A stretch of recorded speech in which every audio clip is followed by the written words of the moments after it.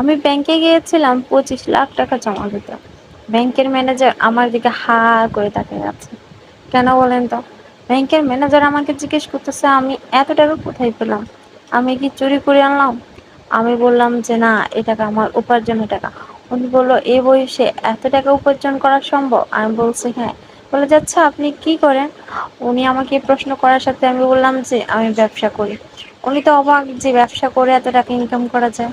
পরে আমাকে উনি জিজ্ঞেস করলে আপনি কিসের ব্যবসা করেন? আমি বললাম যে আমি বাজি খেলে।